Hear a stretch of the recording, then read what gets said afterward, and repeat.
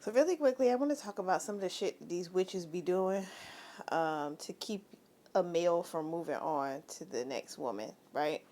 Um, Most of the time, warlocks don't typically do this. Warlocks don't have any power of their own. They have to get a witch to help them do stuff.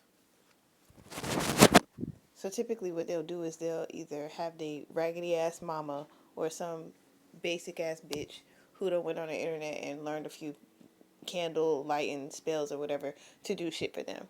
They don't typically do things on their own because they don't have any of their own power. And even when they do have their power is used for destruction. So they can't create. They can't create a love spell, things like that, right? Okay. So the first thing these women do is a love spell. A love spell is essentially making it so that this man is more enticed to want to keep coming back to her. It's just like revolving door that's back and forth over and over and over again kind of shit.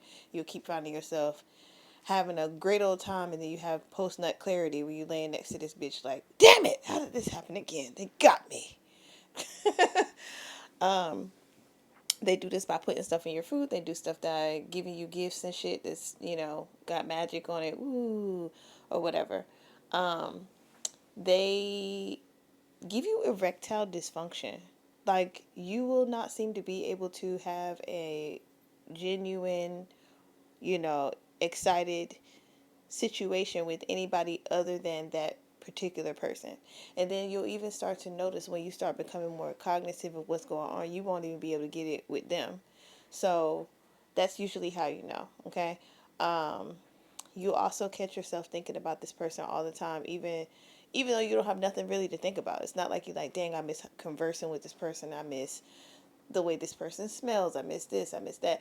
I miss their voice. You don't miss none of that. For the most part, you usually only just miss their sex. It's just, oh, I miss touching their body and them touching my body, and that's it. And you're like, what the hell? That's really not something you should be missing. You know what I'm saying?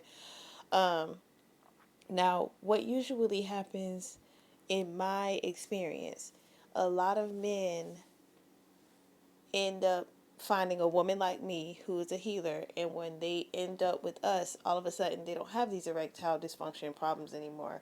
They don't have issues with brain fog.